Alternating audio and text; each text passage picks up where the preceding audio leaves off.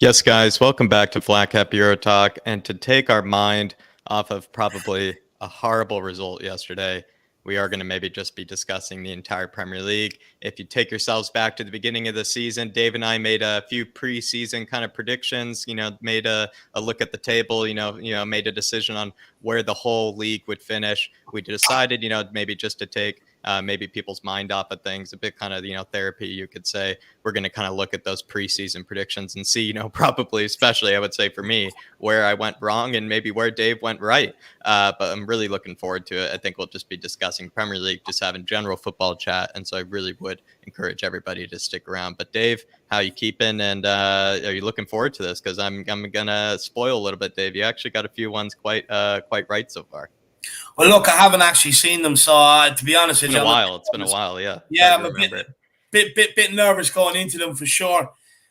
Look, it's nice to have a breakaway from yesterday's absolute disaster. If I'm being honest, just a break away from it. Doing this is going to be excellent. Just maybe taking our minds off it.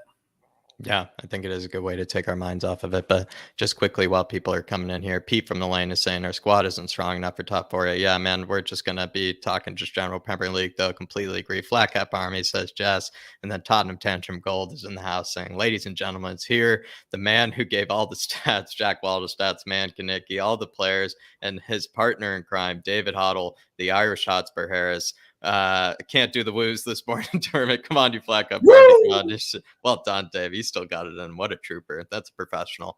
But Dermot, good to see you in here. And I will say, Dave, every single time he gives you the David Hoddle Harris, it does have a good ring to it. Yeah, I don't mind being compared to Hoddle. I was nowhere near as good as the man. Like, the man is God. But yeah, it's a nice comparison. Not going to lie. No, absolutely. Well, might as well just crack into it, everybody. We are going to look at our preseason predictions. This is, of course, kind of a bit of a Premier League review sort of kind of chat. As to maybe not, lie or anything like that, this is what the original slides looked like. I will say I'm actually quite fire, I must say, especially with David's, fist pump over there to the right, I must say. But that was the original slide that we had for looking at our preseason predictions. Kind of similar, in fact, almost identical. You could say, I think it's identical from 20th through 16th by the looks of it. But we will take a look at it now as to what the actual versus the predicted is. And so far, I mean, we have gotten majority of it right. And I think it must be taken into account that there are a few games in hand for some teams. And I will kind of remind people, I do believe that Burnley have still 2 games in hand. I think on the teams above them, let's take a look at it. Burnley, in fact, have played 25 games. And then Leeds have played 26 and Brentford have played 27. So when you do kind of look at it, potentially, Burnley could kind of get out of this sort of relegation scrap.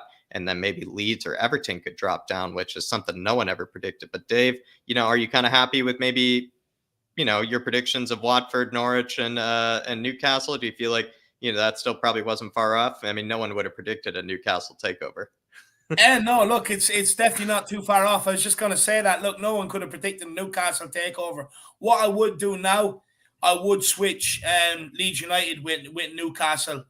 To be honest with you, look, with Burnley, I did expect them to be in a relegation battle, but I've always had a bit of faith that they'll get out of it. They are a seasoned team, they have some wily old heads and they do work hard. So yeah, I'm actually pretty happy with them predictions. To be fair, I'm not too far wrong at all. Do you think, Dave, looking at it now with, the actual Norwich and Watford, do you see them as guarantees to go down, or do you see maybe Roy Hodgson or Dean Smith be able to get something out of this? No, look, Norwich are going down. They are just woeful. I don't see them getting out of it whatsoever. I don't even think they have the experience or the know-how to get out of it, to be honest with you, Jack. And I think they're just happy being one of them yo-yo teams. Go down Championship, be the best team, and come back up again and have another crack at Premier League. And until that sort of structure changes, they'll always be that sort of club. Watford, look, I know Roy Hodgson has come in and he's got a few good results to them, to be fair. He went to Old Trafford, got a point from there. You know what I mean? And he's had a couple of tasty results at Watford since he's come in. But I just think it's too little, too late, Jack, to be honest with you. And I don't believe that Watford team have enough to be able to stay up in the Premier League. Yeah, I mean, they show spurts, and, Roy Hodgson sometimes does show, he can get a lot done. Same time though, like I don't know, they seem guaranteed to go down. But Dave, for me, I think Burnley are going to survive. They're like a bit almost like cockroaches of the Premier League to a degree. They'll find a way to survive. A nuclear attack. To their team. It just seems like no matter what happens to their team, they'll find a way to survive. And I'm going to make the call that Burnley will actually survive this season, and Sean Dyche will be yet again able to squirm, out of the relegation fight, which I always find to be quite remarkable. I think if Burnley do survive it as well, I think there's been some suitors, potentially for a takeover.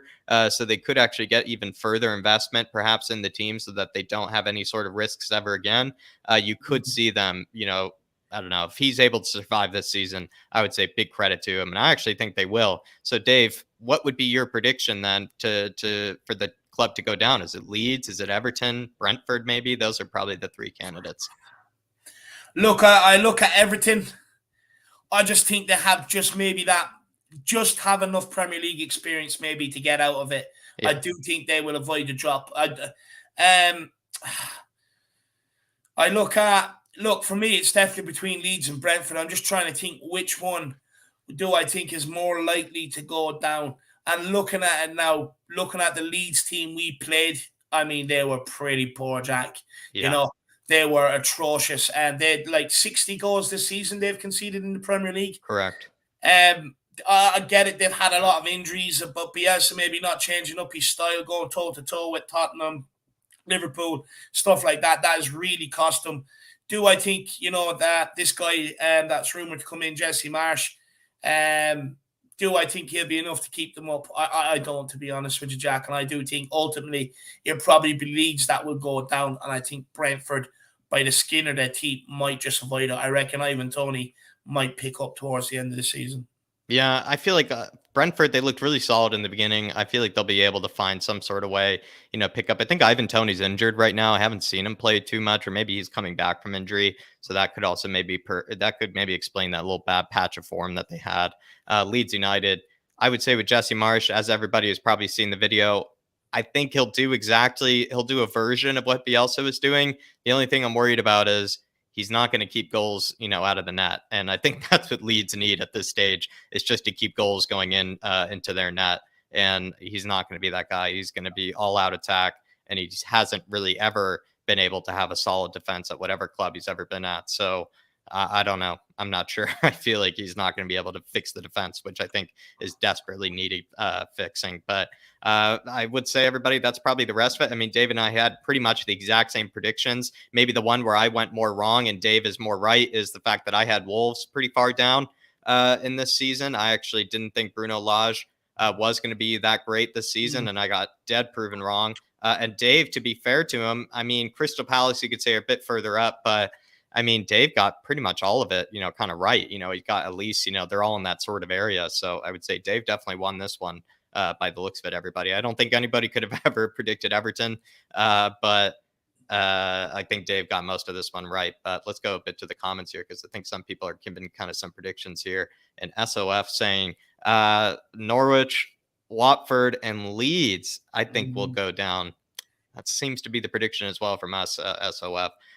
Welsh Gal saying, really want the Clarets to stay up. I would miss Burnley if they went down, to be honest. Yeah, I like them. I do like Burnley. I've always liked Burnley. I think they just have there's just something about, like I said, I do kind of like the cockroaches of the Premier League, just always finding a way to survive. Nicholas Griffin saying Brentford versus Leeds, last game of the season. That could be all or nothing. Who knows? It could come down to that.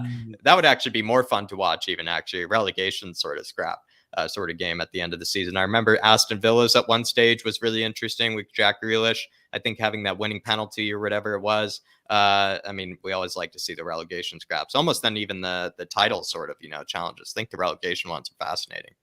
Catman Jess says Watford will go down, but they'll probably be top or near it in the championship next season and be right back to the Prem to finish near the bottom. They might. Do they have the Norwich kind of genes, Dave, where they just go up and down? Do you feel like Watford? I don't think it's the Norwich genes, because to be fair to Norwich, they do give managers a fair crack at a whip, whereas Watford, how many managers have they had this season? Let's be honest about it. And they just do not learn their lesson. You can't keep rotating the managers the way you're doing. Like, you're going to have to accept that at some stage your team will go through a bad spell. Look, They this whole change team, managers like they change socks, like to a degree, look, it feels like. this whole model is built off what Abramovich was doing at Chelsea, right? Which was, as soon as it doesn't work out, get rid of them, get in the next manager.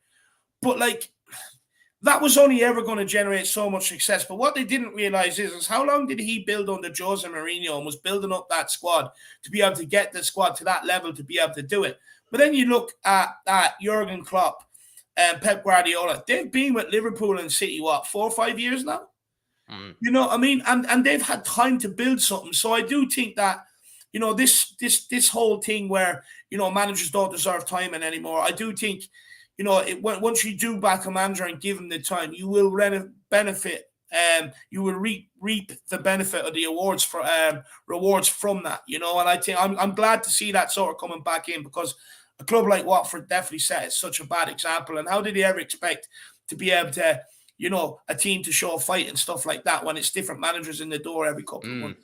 Yeah, I think that's a really good point, Dave. And they probably don't really have those sort of genes. They just kind of have their own sort of issues. I would be worried though, Catman, about a lot of those players are going to be, swallowed up. I feel like after this season, I think Ismail Sarr has to go. Like, there's no way he's not going this season when they get relegated, as well as Emmanuel Dennis. It seems like Emmanuel Dennis, he's looked brilliant and fantastic. But it seems like even by his attitude, I can even tell like he looks like he's also looking for that move. I think there have been some reports that he is looking for that move once they get relegated as well. You look at a few other players I think that they recruited that actually probably could, might be too good for the championship. So I am a bit worried about them maybe losing some of their best players, but we'll take a look at it, Catman. I would say Roy Hodgson, though, who knows? Who knows? Maybe he could pull him off a miracle. Maybe he could pull off a miracle. SOF saying Eriksson and Tony will keep Brentford up.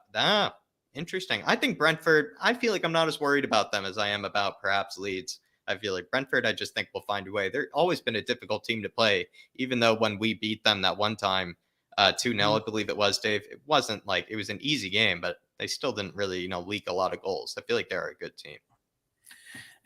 With Brentford, look, they've shown that they can come, like when they first came into the Premier League, they've shown they can get the results.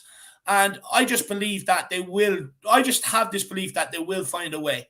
Brentford, they can mix it up. They have players to be able to play a bit of football, but they also have players to go along if they need to. So for me, I think they just will have enough to stay in the Premier League. I think I look around at their squad for what it is. Like, you look at Leeds squad, once Phillips and Bamford is out of it, then they're cat. If they get an injury to Rafinha, they're done. He's the only player. He scored 40% of the Premier League goals. He's the only player keeping them in it at the moment. Whereas I just don't think you can solely rely on that. And I think Brentford, I don't know. I like Thomas Frank and what he's doing at Brentford. And I just think, I think they will galvanize themselves and find a way. I think the only thing that's hurting them is actually the defense. When you actually look at their team, you look at that midfield, kind of quality sometimes. There's some quality players in there. Like I said, too good probably for the championship when you kind of look at it. Yeah. You look at their wingbacks, pretty solid wingbacks by the looks of it. I really like Sergi Canos. I think he's looked really good this season. And then Rico Henry has also had a really good season for them. And then the back line, you might say, is the only area that kind of probably needs, improvement maybe right away. And then they also took that major hit with their goalkeeper, I think, getting injured as well. I think he was a major part of how they played. Ivan Toney got injured. What's his name? Mbuma, I forget his name, but he's really good. Was it? Mbuemo. Yeah, Mbuemo, he's absolutely, I think he's a real talent. He's like 19 or 20, I think, Dave, or 21. He's really solid. They have a lot going for them. Compared to Leeds, like you said, Leeds, you look at that squad apart from Rafinha and you're like, that kind of looks like a championship sort of squad, whereas Brentford, not so much, I feel like. So we'll see. I think SOF, that's a good comment, my man. I just want to add, sorry, just quickly, Jack, that if you want to stay in the Premier League, you've got to build that solid foundation first. And when you look at the two teams, how many goals they leak, Leeds, it's way too easy to break them down. If you can't keep a clean sheet, you can't go on to win the game. You can't get anything out of the game if you're not keeping clean sheets, especially if you can't score the goals. So for me, I just think Brentford, because they do have maybe a bit of a better defense, they just have more of a fighting chance than these two. Yeah, I'm with you, Dave. And to be fair, Leeds, like Nicholas Griffin is saying here, it just seems like they might know that they're going down. I actually feel like with Jesse Marsch, I made this point, Nicholas. I'm not sure if you heard it in that video. I actually thought that Jesse Marsch would do well if he had a whole summer to work with the squad, because the way he kind of plays, he actually could, to a degree, have a similar impact to the league that Bielsa did, where they're just scoring goals left and right. And, almost to a degree outscoring kind of their opponents more or less than really, keeping goals out of their net. And that can work in the Premier League, especially maybe against their lower tier opponents. But I feel like him coming in to fix it right away, I'm worried. Him coming in to fix it right away, I'm very, very worried. But big up Nicholas, and Matt C is in the building. Big up Matt C, absolute legend of the Irish Hotspur as well. George Hill saying, I would really laugh if Delhi got relegated with Everton, to be honest, but I'm willing to bet it'll be Watford, Norwich, and Leeds, 2 shit shows, and one that is simply not good enough. Yeah, to be fair, I do agree with that. Matt C as well saying, I think Norwich, Watford, and Burnley, as much as I hate saying Burnley, I just have a feeling they will be relegated. Well, by the looks of the table, what they're competing with is maybe Everton, but who knows? Everton have 2 games in hand. Leeds United have played one more game than Burnley. So Burnley, if they do win their next game, they do leapfrog Leeds United, and then Leeds United are in the relegation zone.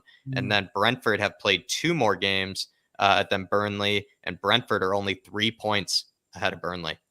So if Burnley get a win in their next 2 games, you would say they're all kind of on equal pegging, and we'll see how it unfolds from there. Big Boss Man, good to see you as well. Catman, of course, I'd like your comments as well, Catman. Do appreciate it. Now we move on to the mid-table. Sorry, everybody, got a bit distracted.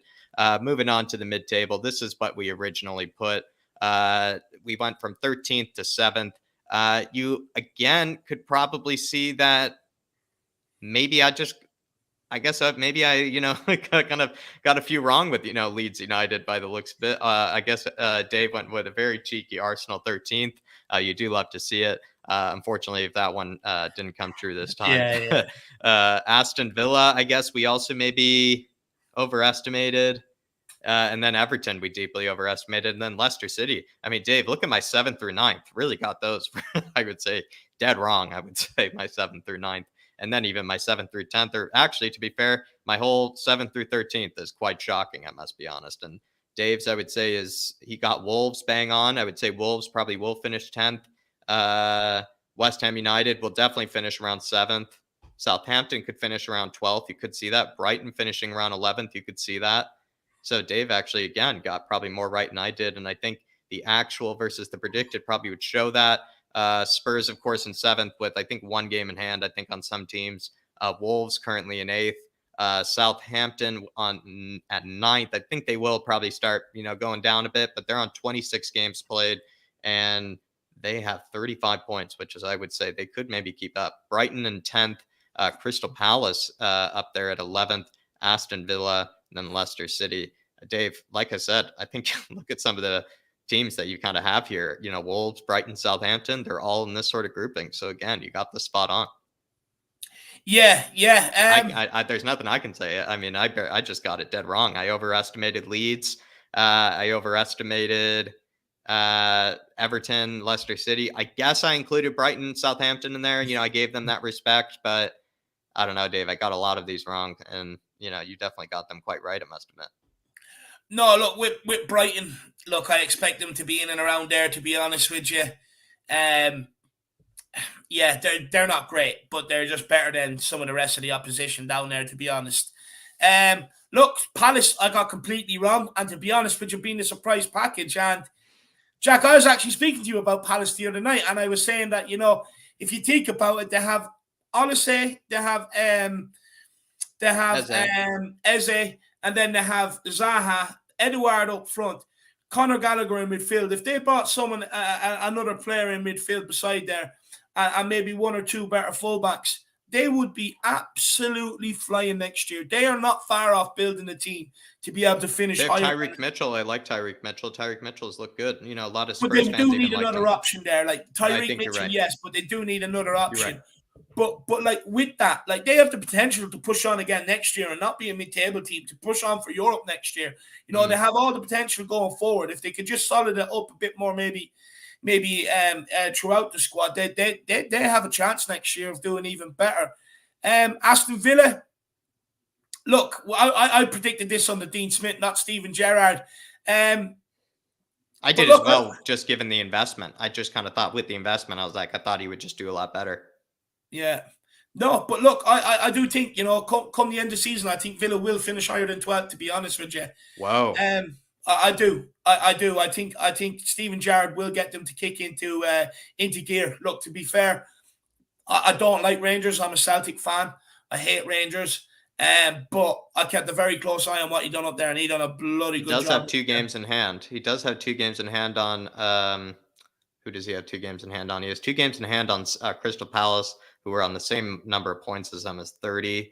Leicester City have 3 games in hand on Palace. They're on 30 points as well. Hopefully they can turn it around. Brighton, yeah, I mean, you could be right, Dave. Actually, I do see them finishing higher than 12th. You're spot on, Dave. Absolutely spot on. Look, when it comes to Southampton, I've been completely surprised. I don't think they will be able. I do think they will drop just slightly. I think once they, 13th, like maybe that 13th or 12th prediction maybe seems fair to them. Maybe not as far. Maybe 10th, maybe 11th, 12th, maybe towards one of our predictions. I don't think they will keep it up. Wolves, look, we played them, under Bruno Lage. They created a hell of a lot of chances. They just did not take them, Look, they're not a bad outfit. They've got some tidy players there. They've got some tidy players. So, yeah, I actually think Wolves will probably maintain where they are, to be honest with you. Maybe even go a bit higher, possibly. Yeah. I'm kind of with you. I mean, I could see the league, except for the Arsenal, bets, but I think we all know that, heavy bias came into those ones. Look, when it comes to Arsenal, it was obviously always going to be it had to take a make at one stage, for it. But Dave, I mean, you kind of look at both of our predictions. Like I could, except for Everton. I guess we predicted Everton and Aston Villa in the same spots here. Yeah. You could see, I think you got West Ham better than I did. I think West Ham could finish 7th. Leicester City won't finish 7th. Leeds United won't finish 11th. I think, Dave, again, you won this one. I think we actually maybe had more in common than I thought when I originally looked at it. I think we do have a lot of teams around in the same positions, but the ones that I just got dead wrong by the looks of it are definitely Leeds United, and definitely, Everton. But I guess you had Everton as well. But I think my Leeds. Jack, I think you actually have more right than what I do, because I have West Ham, I have Wolves, and I have Arsenal. You only have Arsenal and Everton. Sorry, I have West Ham, Everton, and Arsenal. So you actually got more right than what I did there, to be fair. But let's take a minute to talk about Leicester City, because look, I actually have Leicester up higher than that, and you actually have them. Oh, forgot about that in this category. But like when you look at the actual league, they're right down the bottom. Jack, so I guess when you look at that, maybe now if you look further up the table, maybe I had Leicester City, I guess, in a further down position. Sorry, continue. But I was just going to say, you kind of predicted maybe a bit of a drop off from Leicester this year with your prediction. Maybe not as much as what's in the league, but compared to what your prediction, you actually have them in this category. So what is it that maybe you've seen that you did think your drop off was coming, and then maybe why has it been so dramatic? I wish we could roll back the tape and see what my logic was at the time. Probably maybe inherently a bit of maybe Alex Davies sort of banter was probably included in this one, Dave, just to see Leicester City drop a bit. I think as well, I wasn't actually so convinced about maybe some of the signings that they made in the case of Soumare. I kind of thought that if signing another Ndidi maybe works for them, but I just wasn't really sure about it. I just kind of thought, they might play both of them and then they'll just be really static. And then I think that ended up happening where Leicester City have been kind of static, I feel like, this season. I'm not really sure what my logic was at the time. Perhaps I was just thinking about, Dave, how much they kind of always seem to bottle it, how much they always seem to kind of, crumble at the end, especially with Brendan Rodgers. He always seems to find a way to kind of choke towards the end of the season. I would reckon that was my logic at the time. Perhaps, I just really rated the teams that are above, Leicester City a lot higher than them. And I kind of just figured they would just drop points to them and they would just end up around 7th. And, maybe I guess I was right. I can't really remember the logic that I had too much with it. I guess the one that I guess we're more probably proud about, Dave, is the fact that we did include Brighton and Southampton maybe higher in the table. And it shows to a degree. I know everybody wants to, talk about Harry Potter here, Dave, but perhaps a bit of a Ralph Hasenhüttl appreciation moment, because I think Ralph Hasenhüttl has consistently done a lot with this squad. The squad has had a lot of changeover, a lot of different players all the time, not really a lot of great players. And I feel like he's always, I don't know, like kind of overachieved, and people haven't really spoken about him very much. In fact, even when he was rumored for the Spurs job, a lot of people thought, he was worse than Nuno and like things like that. And I kind of thought, I kind of would have taken him at the time. I would have taken him. Do you know what? I was probably on that train because I couldn't look past being slapped 9-0 2 seasons. He's had a few of them. He's had a few. I'll be honest. I hold my hands up. But when you really do look at it and what he's had to kind of work with and stuff like that, and like even look at Southampton's recruitment, we're bringing in like Livramento and stuff like that. He's done a very, very good job here with this Southampton team. And like, look, let's be honest. They took a point off us up there where, without descending off, they could have easily probably snatched that game. We just didn't do enough to win it. I know we had disallowed goals and stuff, but then when they turned up to us, they completely turned us over, and they were the better team on the day. And he has them playing some very, very good football. And correct me if I'm wrong, but did they not have some sort of takeover this year as well? Yeah, they did. I think they had some. I think Dragon something name. I think is his name. Some like, I could be wrong here. I think it's like some Serbian guy or something like that. Like took them over. It's actually quite funny. So yeah, Dave, I think maybe they're going to be challenging for these positions more in the future, especially if they keep Hasenhüttl around. I'm not sure. He might be on the way out, though. I at least I hope he is. I think he deserves better, to be honest. I think he deserves better. Unless significant investment comes in, maybe he would stick around. But I think he's proven that he is perhaps deserves maybe a bit more. And he wasn't actually too bad at Leipzig either during my memory. I think he did challenge for the title with Leipzig as well. But Leicester City, I guess I got that closer. The one that you did get quite close to bang on, though, maybe, Dave, is Wolves. And I put them a lot further down in the table. I put them down in like 15th or 16th, I believe. Yeah, with Wolves, you just look at the two midfielders, Neves and Moutinho. They're experienced, wily old dogs, good technicians in there. Look, Adama Traore, I know they sold him now, but for as much little end product he does have, he does get them up the field. To be fair to him, so they'll always be put in attacking positions. But I also like the business they done, Jack. I like that guy Trincao, bringing him in. I think he's good on the front line is crazy that they have. They have more attacking depth than we do up front.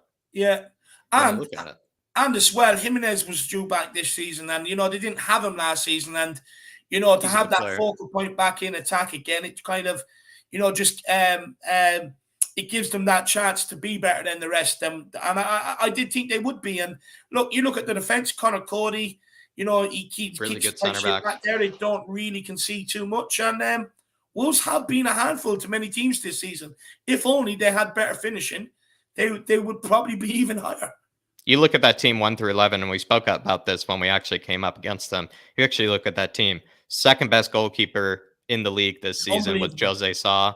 And actually, I thought about this earlier with Crystal Palace, Dave. If Crystal Palace signed a Jose Sa sort of signing kind of for a keeper, you actually could see them challenging for Europe, like you were saying. I think what the signing they need more than anything is a really good goalkeeper. I think they need a good goalkeeper. Yeah. Gaeta had probably the best goalkeeping performance I've ever seen, and against us when we came up against them under Jose. But ever since then, he hasn't really done very much. I would reckon. So I feel like they just need a new goalkeeper, and then they could really be pushing with all that talent.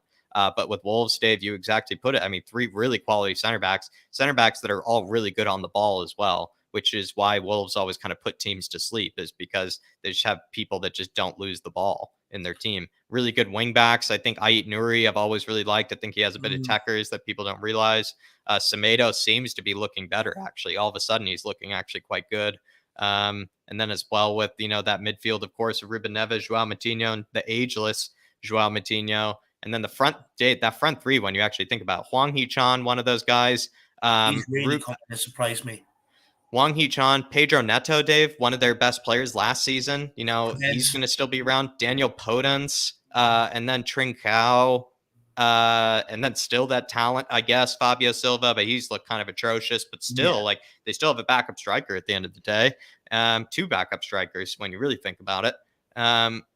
I don't know. Wolves just have a really good team. So if anybody What I is a will Wolves say fan, about their backup striker situation, though, is they blew like what 30, 40 million 40 million, just I to think. have someone like Dane Scarlett like we do. That is a bit embarrassing. No, that I think, but that was the price. What is it? Isn't that the price of having, what is his name? George Mendes or something is there? I mean, you look at Newcastle, they paid that for Bruno Guimaraes, you know what I mean? Yeah, no, it's ridiculous. But I think that's like, they have that agent, Dave, that I think runs basically their transfers. They Oh, do what's his something. name? George Mendes, Mendes, I Jorge think. Mendes. Yeah, George Mendes. And I think he runs everything. Yeah.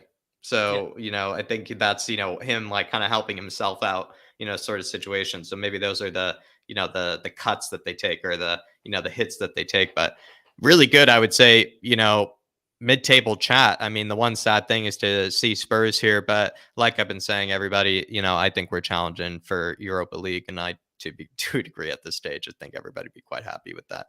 But we'll move on from that. Just want to see what maybe some people have said, because Catman Jess saying, we both expected Leeds, the Leeds we've seen from last season, Jack. Yeah, probably so. Probably so. But maybe the Bielsa burnout is a real thing. It's a shame we all were wrong about Arsenal. Big boss man.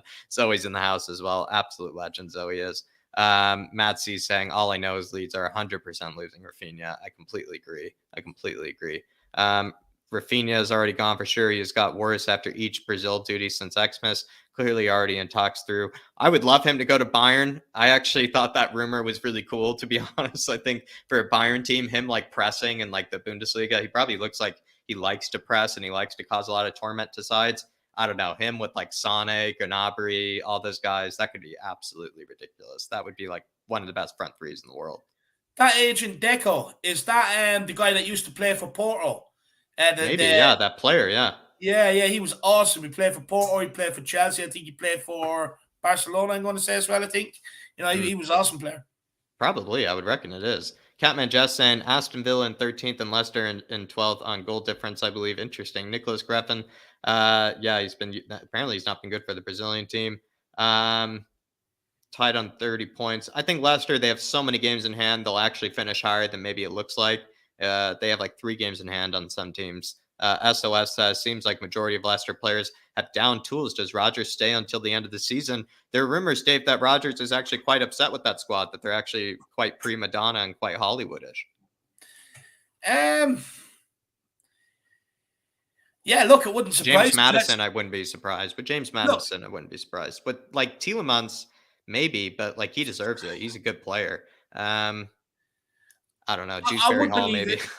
I would believe it, to be honest with you. Look, they've had a bit of success. Some of them won the Premier League.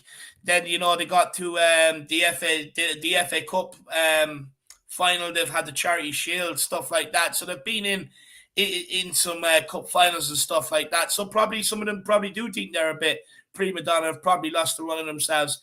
And I would say there's some element of truth to it when you're seeing someone like Chowdhury, when you're seeing Dewsbury Hall, Luke Thomas, players like that coming in when they've spent vast amount of monies in them positions.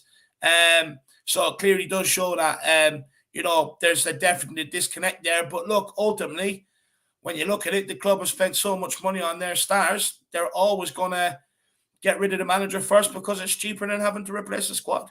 Yeah, I mean, do you think that's the wrong move to make, though? Do you think Brendan Rodgers, deserves to stick around, Dave? Look, with someone like Brendan Rodgers, they'll always come in, they'll get the club up to winning around being successful, maybe winning our trophy here and there and stuff like that. But it'll always fall off because of the demands they place on their players to be able to reach the levels and stuff like that. And when you're stepping into teams like Leicester who are not used to being successful, and then you bring them to some cup finals and stuff like that, they probably do start to get a bit run away with themselves. And the key players that have maybe been there, that have through that successful period, are probably getting, running away with themselves. And probably it's where the board don't want to replace them, but he probably does. I can guarantee you behind the scenes he wants to replace a few of them, and he's probably not being allowed. So, look, with Leicester, I probably would roll the dice. I'll be honest with you. I would roll the dice if I was Leicester and get someone else in and give them a shot, just purely because they do have some very good players there. Very, very good players. And there's definitely more in that squad than what he's getting out of it. Interesting. There's your take there, SOF. I think that's quite interesting. Catman just saying Leicester is in 12, Jack, so you were closer than you thought. I guess I was. Big up, Catman. Brighton and Southampton, 10th and 9th is very impressive. Didn't see that coming. Good call, these guys. I had them lower, like 15th or 16th. Yeah, Catman, I mean, I appreciate, I guess we did get that right, but I also got Wolves like really wrong because I had Wolves around 15th or 16th. So I feel like it then kind of neutralizes my original prediction. But big up, Catman. Southampton got a number of players cherry picked by other teams. So a lot of turnover. Like I said, I'm always just been impressed by how they've been able to just stick around. Dragon Solak is, I think, the name of their new owner, Dave, over there.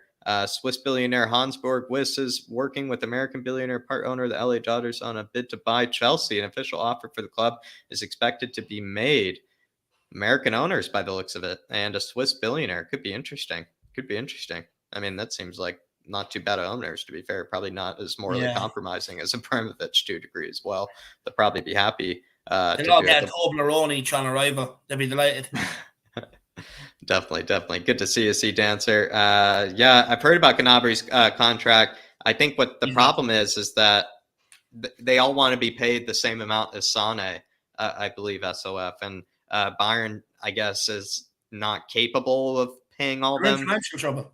Yeah, they're in financial trouble, and they're not capable of all paying them the same amount as Sané. And so I think that's, the problem. I think them losing out on Gnabry is a huge mistake.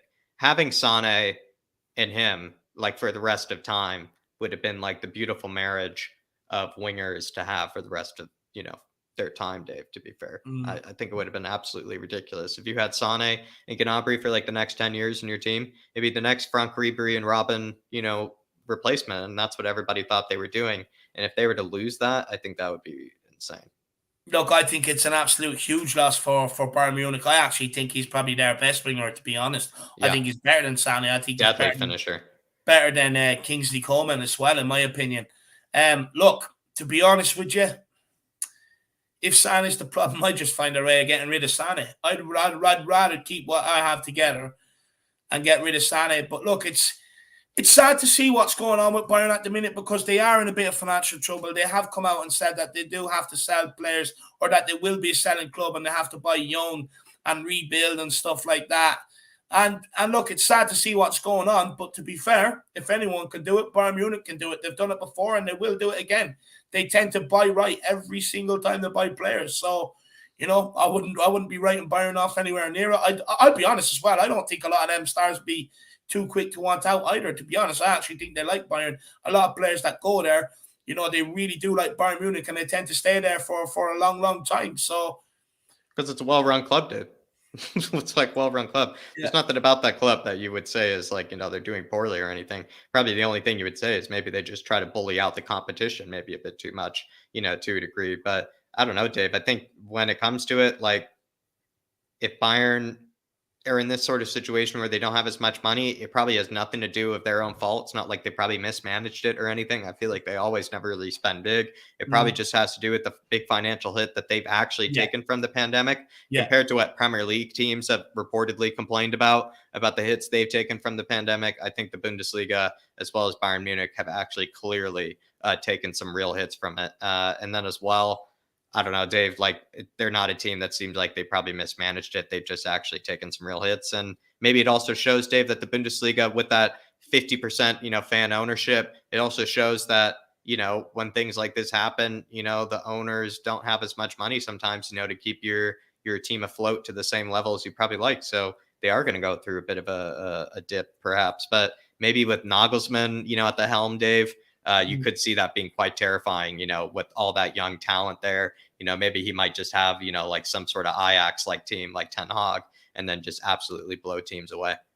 Well, you kind of look at with Nagelsmann, you kind of think, did they see this coming? That's probably why they got him in, because they knew that this was going to happen. They probably foreseen it.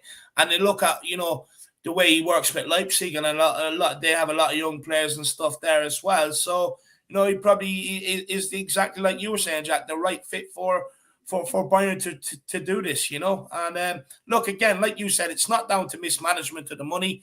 There's only so much owners can put in with the 50%, or the fans having ownership over there and stuff like that. So it's purely down to the effects of the pandemic, and we have to realize Bundesliga money probably dwarfs what Premier League money is, and that's how Premier League clubs can probably survive compared to maybe someone like Bayern who has to rechange their business model.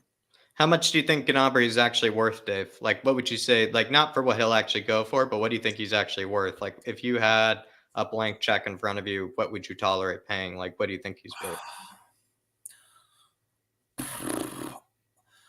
I would say up to about 80 million, to be honest I with was you. going to say around Maybe a 70 little or bit 80. higher. I actually really rate him. Look, I know he's a former Gunner, but this guy absolutely obliterated us.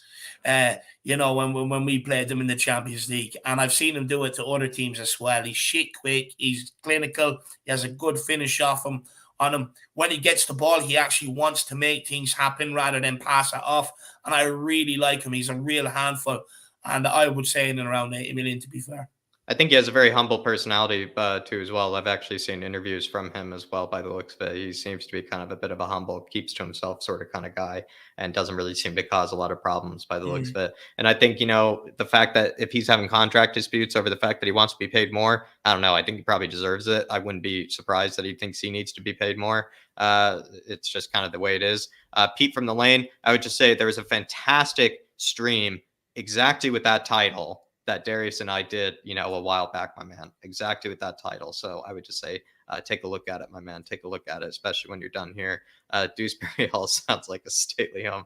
One of the weirdest names, I must be honest. One of the most prestigious names. It really does sound like. Tottenham will not lose the next 5 games. Big up to bottom, too. I do love it. What's the best pizza place in Brooklyn? There's plenty good ones in Williamsburg, so I've been told, my man. I don't live over there, though. I don't live over there. Bayern are probably the best run club in the world. I kind of agree, especially since they don't actually have a ton of money, to work with compared to probably the rest of, the world. When you really think about it, they don't have, the banks, to, annoy over in Madrid, like Barcelona and Real Madrid do. They don't really piss away money. They don't really, waste money in areas.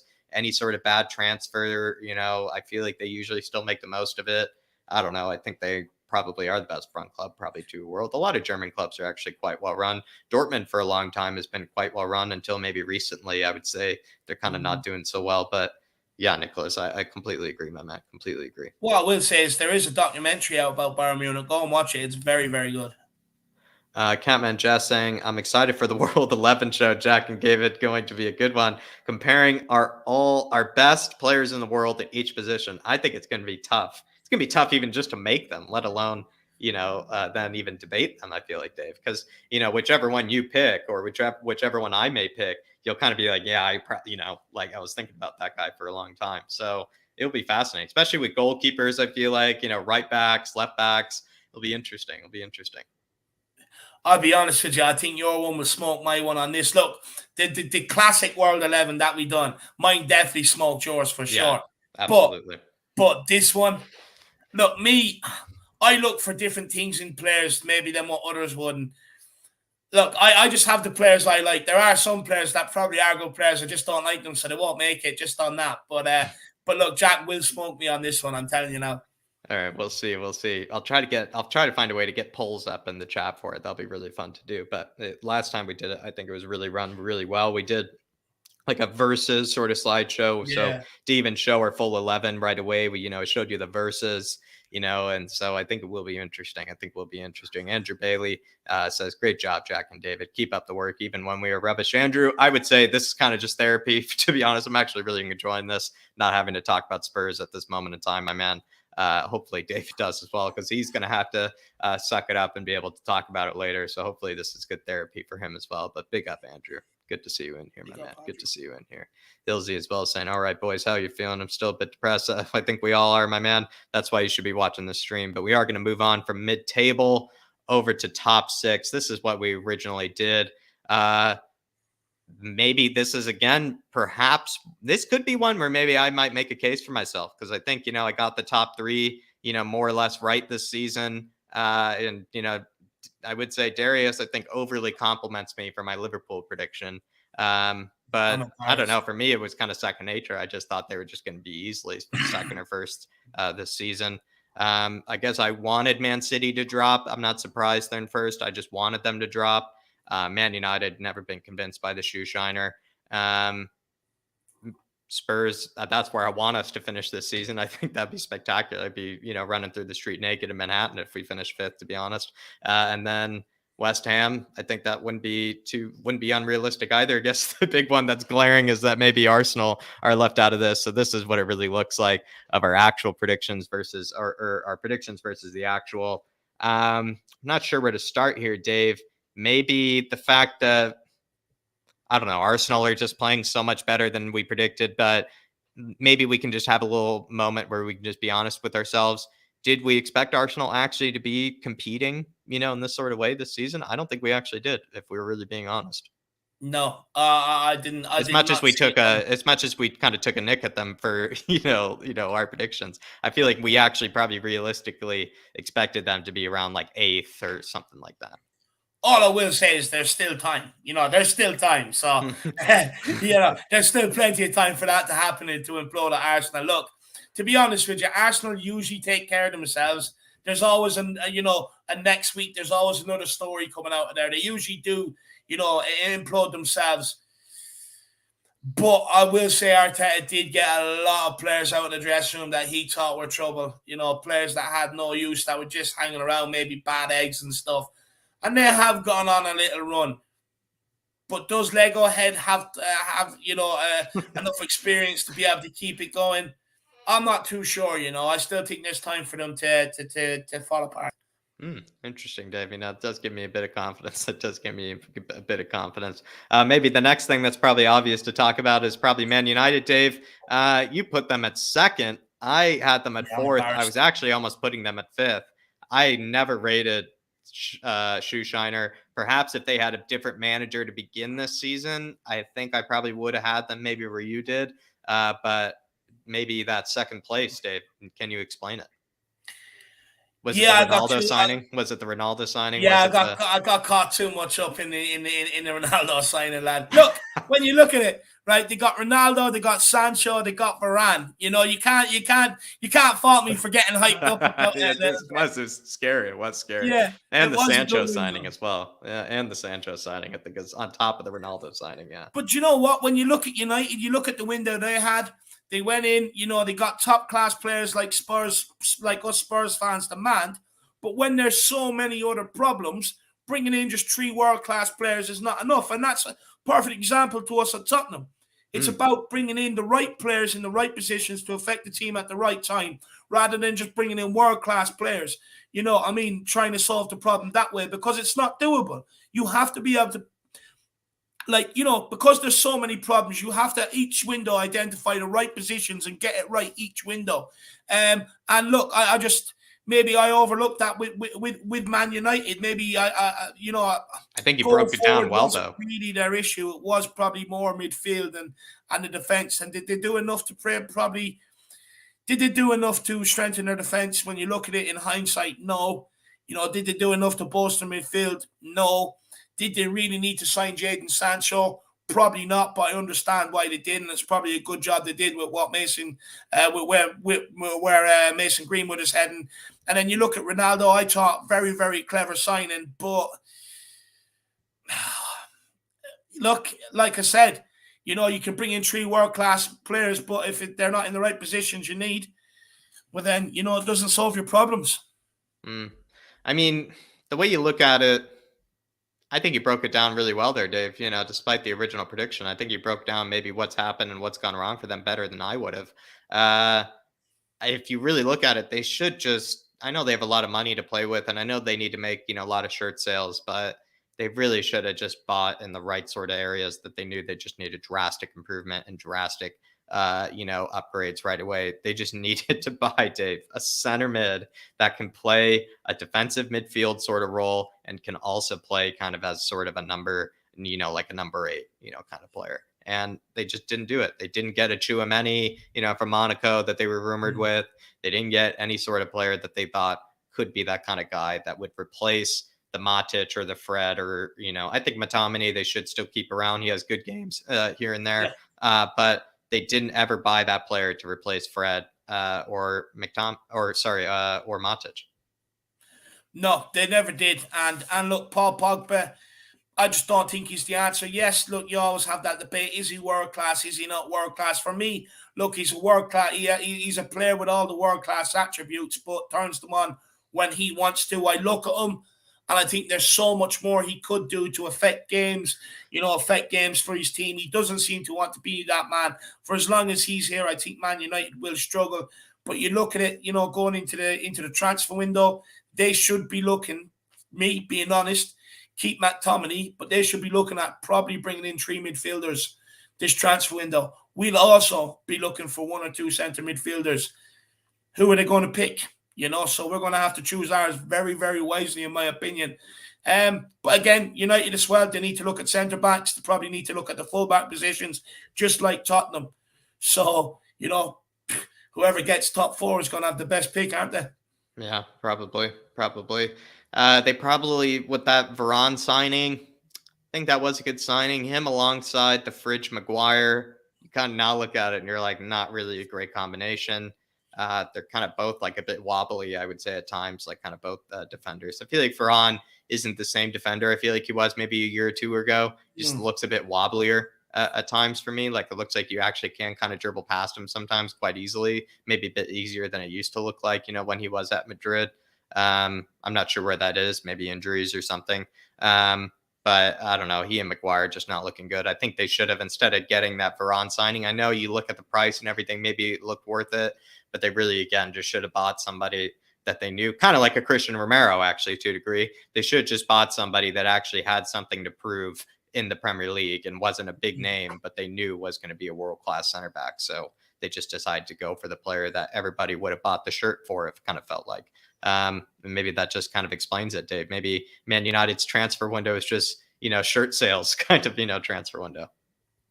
Oh, there's definitely that element to it. But what they have done, if they do buy 4 players this summer in the correct positions, they're automatically challenged for the title next season. So I agree.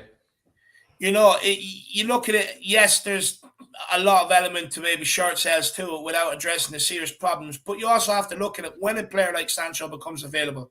You've got to strike, because if you don't strike now, he's going to go somewhere else. And when his value is just going to keep rising. Varane, look, you've got to strike when that opportunity comes up. Ronaldo, there's no way they can let him go to City. You've got to strike while the iron's hot. So, again, in a way, credit to them. They were opportunist signings. They came available, but they got them done. And now next season, they can probably address the real problems and be a complete different team.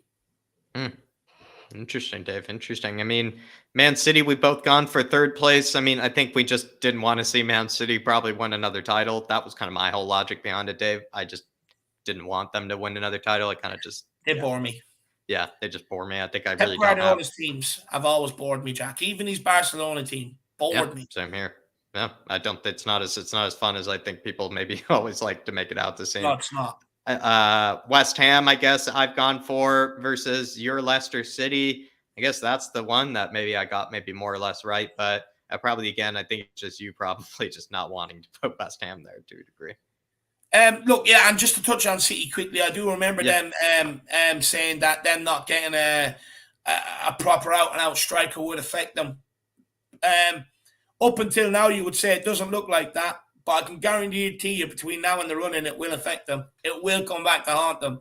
But look, yeah, moving on to West Ham. Yeah, look, I just don't like them. I didn't want to give them any credit, to be honest with you. Look, David Moyes has done a tremendous job. Not only did he save them from relegation, but he's come back now and has them challenging up the opposite end of the table.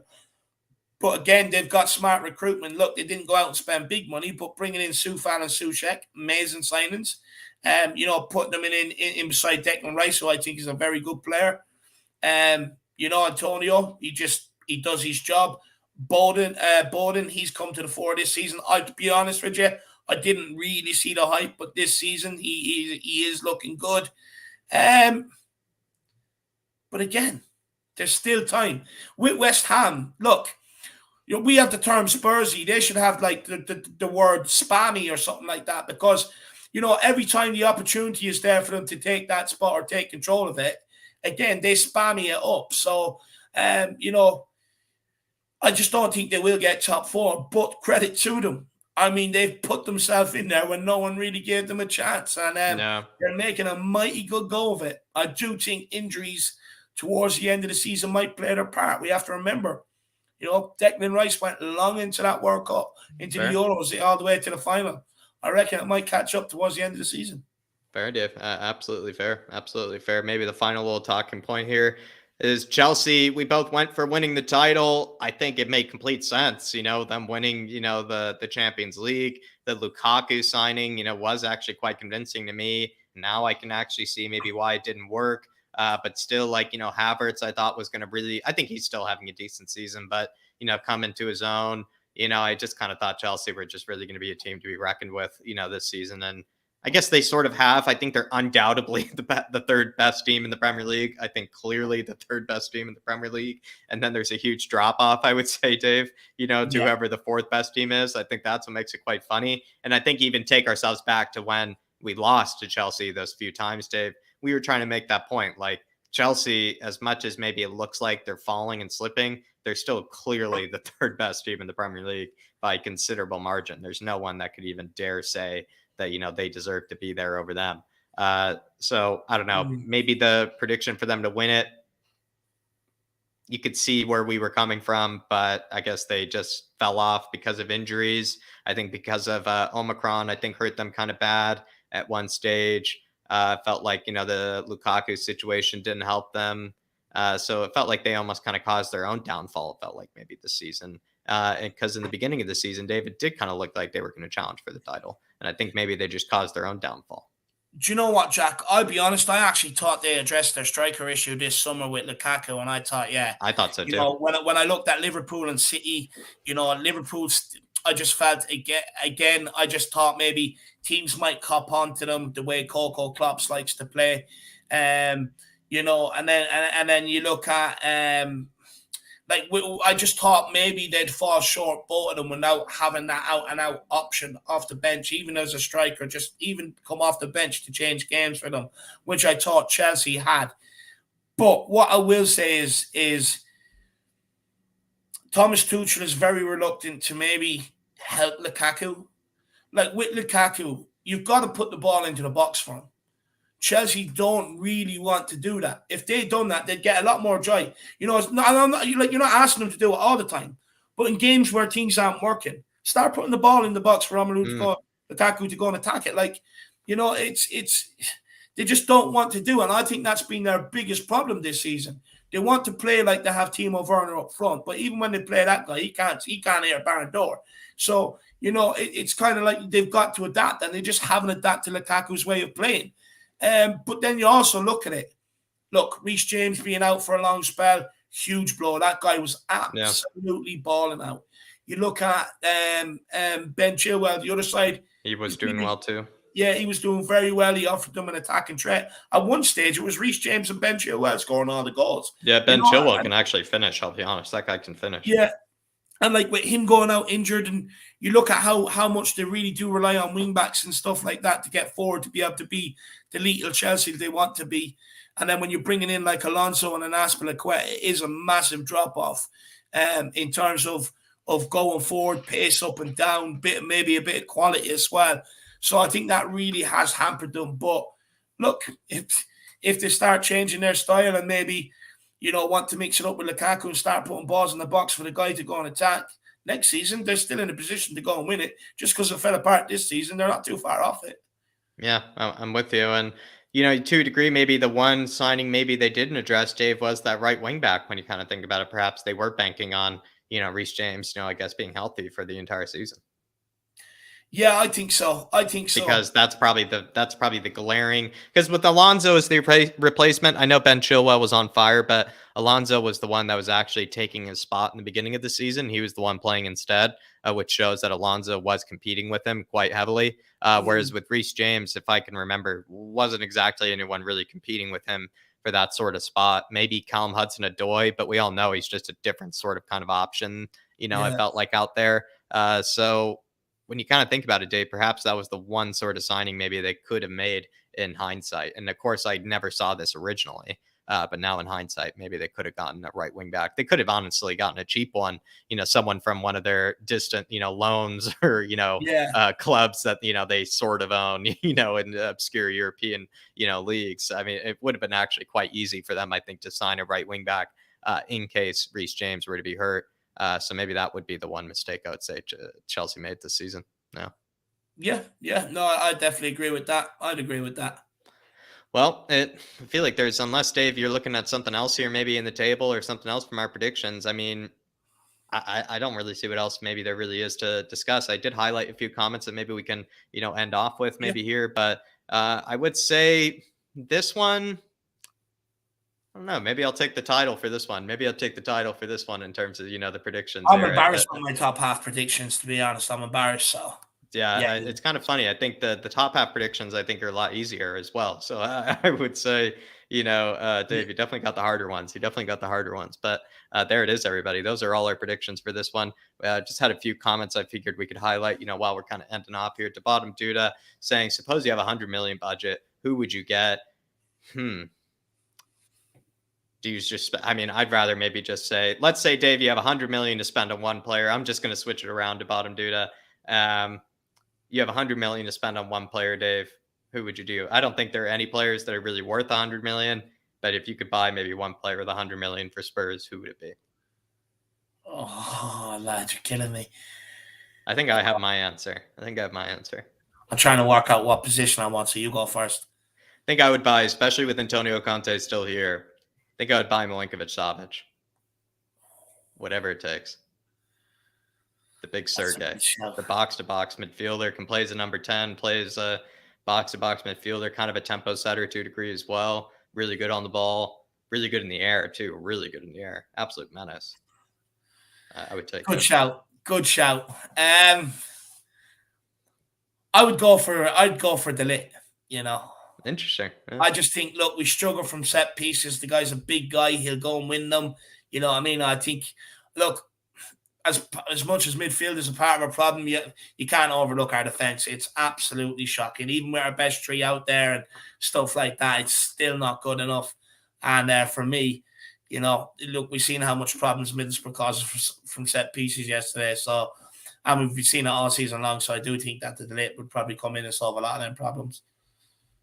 No, I see the logic behind that one, but there you are at the bottom. Do let me know what your answer is, my man. Sorry to spin it on you. I know you probably wanted us to divide it up into a bunch of 30 million pound signings, but I'm just going to go for the big one. Oh, look, I can throw out just a quick few names: Jed Spence, Odo, Livramento, Locatelli, Tonali, Chiesa. They're all players I'd bring in here to try and help bring this club forward.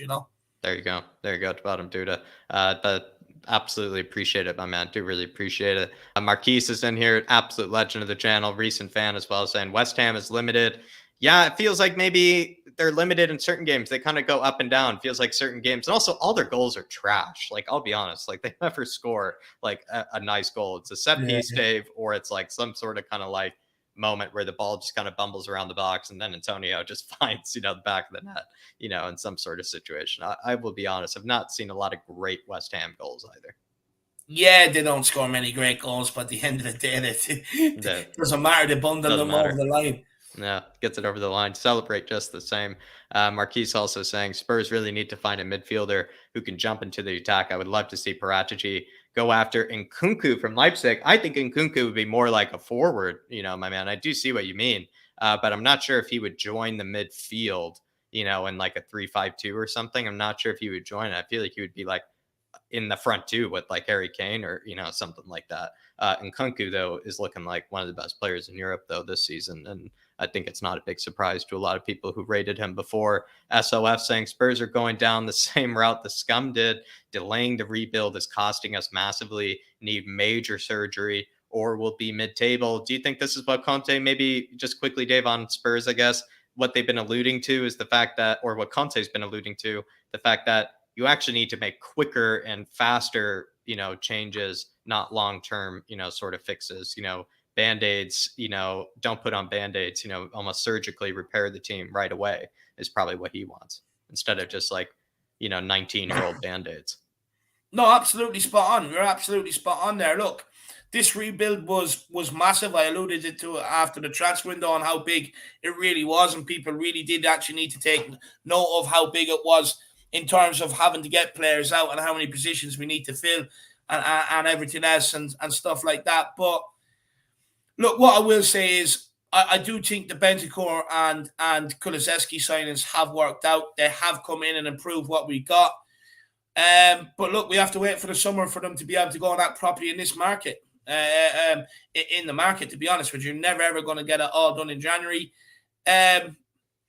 Look, I can see where Conte is coming from with it, but as well, how many of them players actually want to come and retire at Tottenham? If we're being honest, you think Perisic wants to come and retire at Tottenham? Hell no, he ain't coming here to retire. Players that have had success and stuff like that, they're not coming to Tottenham to see out their career. Let's be honest. Yeah, I don't think they are coming out to probably see. It'd be a stressful club to finish your career at. It would be a stressful club, I think. But you can understand Thiago Silva going to Chelsea because there's always that, element that you can still win silverware and retire at the top of the game.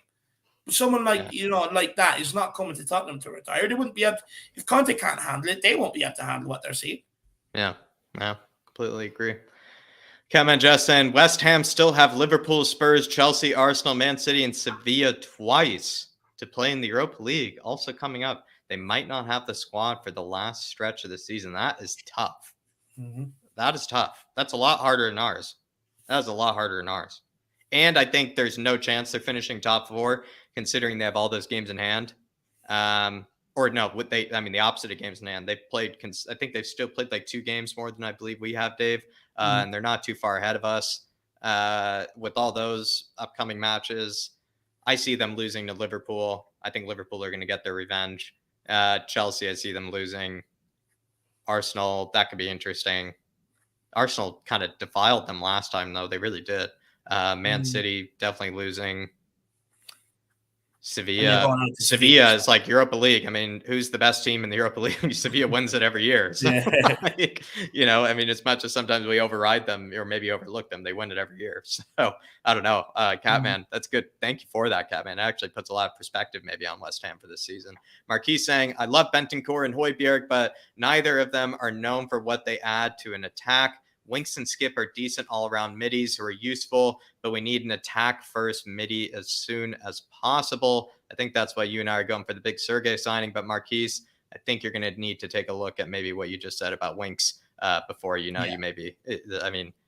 Saying the word decent and all-around, I think don't really belong in the same sort of sentence when it comes to Harry Winks. I think those are probably not even on the same page or the same paragraph, to be honest. So I would just say, make a slight amendment to that. Just leave out Skip and just say Skip, or just leave out Winks and just say Skip. But apart from that, Marquise, completely agree, my man. Catman just saying, what do you think of Bernardeschi? His contract for Juve is running out for the summer window. I would say one of the best tattoos in the business, Bernardeschi as well. Looks like a cool guy as well. He looks absolutely sick. But Dave, during his days at Fiorentina, when I was kind of quite young, I actually thought this guy was a complete baller. And I actually loved him. He used to be just such a cool player to watch because he had kind of that number 8 sort of kind of passing and kind of creative ability, but he cuts in like Arjen Robben though at the same time. He's kind of like he can play sort of like a center mid, at times. He used to at Fiorentina, and then he can also play as like a right wing and cut inside. And I actually always loved the guy, to be honest. No, I really like him. If I was Spurs, I'd be going in for it. I don't care what the fans think. Oh, we're going back to Juve again. It's all going to come out. But I do not care about it. At the end of the day, I think he's a good player. I think he definitely adds something to this current squad that we have. And if it's an improvement, get him in the door as far as I'm concerned. Yeah, I completely agree. And then as well, Marquis saying Nkunku is playing midfield. I've seen him play midfield tons of times. I agree with you. It's just like I think this season, like even recently, I think Sociedad in the Europa League, he was playing up front against my Hertha Berlin Marquis, who they smacked 6-1, which was horrible to watch. Again, my second team is not even a good team for therapy. But, he also played up front in that one and scored plenty of goals as well against us. So at least from what I've seen from him recently, he seems to be playing more up front by the looks of it. But I do know what you're saying. Just going to say, He says Winks is useful. He helps the Spurs by being one of those invaluable trained by team roster requirements. I think he means homegrown. He fits the homegrown requirements. I mean, you have to kind of weigh up the amount of cup exits we suffered at the hands of Harry Winks when he's played in the team. You have to weigh up how many times we've lost with Harry Winks in the team, how many points he's cost us, and then add it up to having one name on the roster. Is that useful? I don't think so. I think it's actually more doing detrimental harm than any good. Go and find someone else that wants to do it. Whether it's I think Harvey White is easily capable. Not even that, but Jack, you can go and sign a player that came through the Tottenham Academy and everything else, who's maybe looking to see out his career. Just bring him into Tottenham, let him retire at Tottenham, and have him down there. Because this guy coming in is just costing us all the time, every single time. So just get someone else that's maybe at the tail end of their career that one maybe wants to come back to Tottenham, will accept not playing much games, and just have him do it rather than this guy, who costs us every time he plays. Yeah. I'm with you. I mean, to be fair, though, speaking of a player that I think Winks always could have been like, is maybe a Verratti. And to be fair, that tempo setter, that, midfield sort of holding playmaker, that deep lying playmaker, that tempo setter that we've been looking for, Verratti, in my opinion, would be one of the best examples of that. The guy Verratti has a complete different temperament, though, a complete different mental attitude. Yeah, exactly. But he controls midfields, that guy. He really does control midfields. But I mean, there it is, everybody. I think, that is the end of the show, especially while the radiator is blowing up behind me as well. Trying to keep the apartment cool as well. He says he's warming space for Alfie Devine. Now you're on the right track, my man. Now you're on the right track, Marquise. There you go, my man. There you go. But everybody, really do appreciate you tuning in for this one. Hopefully it's been able to be a decent distraction from everything Spurs. Seems a bit toxic at, these sort of days and times. And I do really feel like maybe a good opportunity is to head on over to this channel and just, kind of just numb yourself from everything Spurs, just talk about everything else. It was kind of nice to talk about the Brentfords and the Crystal Palaces with Dave of the world and, kind of see what's going on outside outside Spurs, because you don't always get, Dave's opinions maybe on other teams, so maybe a rare opportunity. It's been quite nice. But Dave, appreciate you coming on for this one. We do have, though, our World 11 coming up quite soon. Not really sure the day and time in which we'll do that, but we do have you coming right back very, very soon as well. Yeah, no, looking forward to it for sure. Look, I know you're going to smoke me on that, but do you know what, Jack? Thanks for this today. I kind of needed that. You have cheered me up, Jack. I really do appreciate that. Just to answer, Marquise, what player would you recommend? Look, there's a few out there. I mean, we could have got Townsend. We chose not to. Who else? There's a guy at West Ham. What's his name? Can't remember now, but there's a guy at West Ham there. Could have got him. Friedrichs, I think. Ryan Friedrichs. Could have had him in here to kind of do it. Then if you want to go further afield, I mean, just look at Marcus Edwards. You could go and get him, bring him back. At least if he does play, he'd offer something. Yeah. I would probably... There's definitely other options out there. I think there's other options out there. I mean, I don't know. Did Ezri Konsa ever play for the Spurs Academy at one stage? No. But he is a Spurs fan, like a very out Spurs fan. Like Noni Madueke, PSV. Noni Madueke, absolutely go after again, because that guy just didn't want to do it anymore. I mean, technically, you could even go back, hopefully. Who knows, Dave? Maybe go back after, what's his name as well, the former left back, Sirkin. Oh, Dennis Sirkin, who's gone down. Go back after him. Let's say Sunderland, maybe fall even further. Maybe go back after him. There are plenty of people, I think, to replace. I think you probably know that as well, though, Marquise. I see what you're trying to say. With that, I think Winks, like you're saying, he's kind of just like a warm body. More or less to fill the midfield, homegrown. Knows the club and everything. And to a degree, maybe isn't the worst influence, you might say. In the dressing room. At the same time, he's by far the worst midfielder, I would say, by a considerable margin. And I would just say, Marquise, hopefully you and I on this channel can find some good replacements for him together, my man. Hopefully we can find some good replacements for him. But I would say Bale, and maybe if I were to say just Bale can't because he didn't come through the academy. We bought him from Southampton. But that still means he's homegrown, though, technically, at the end of the day. Right? No, but like Winks is a different one because it's homegrown through the club. You have to have so many club homegrown players. Oh, you have to. There's also requirements for that. Jeez, what a headache. what a Yeah. headache. So yeah, Marquise, even the Bale suggestion, doesn't help. I think you might as well just bring Glenn Hoddle out of retirement. I guess Marquise might as well just bring Glenn Hoddle out of retirement and put him in my men. But there you are, everybody. That'll be all for tonight. Do really appreciate everybody tuning in. Yeah, sorry, Dave. People are asking when the next stream is from either channels. Oh yeah. Look, there'll be nothing on the Irish Hotspur tonight, to be honest with you. Look, I just don't think it's right. There's so many people arguing on what's going on with Tottenham, this, that, and the other at the minute. So I just want to take myself away from the immediate reactionary stuff, and we'll be back tomorrow with something good for everybody. Just kind of away from the sort of immediate stuff, just so we can sit there and analyze things with clear heads and stuff like that. Mm-hmm. Really do appreciate everybody tuning in. So like David said, everybody, no show tonight in terms of the Irish Hotspur. This is the show today for Flat Cap, the World 11. I think we could probably plan it for something like, could plan it for maybe tomorrow. Who knows? Maybe if we have time for it. But we will keep you updated on that. Do really, again, appreciate everybody tuning in. Just, finding, a bit of, something that just, like I said, take the mind off of things. And it seems like Bottom Dude is saying we're spreading the good vibes and he wants it to be soon. Well, we'll do it very, very soon, Bottom Dude. I do really appreciate you tuning in. But that'll be all for now, everybody. Do hit that like while you're headed on out. Do hit that subscribe if you are new to this channel as well. Do that, hit that notification to never miss another live stream, especially with David on like this one. But that'll be all for now, everybody. And David and I will be seeing you.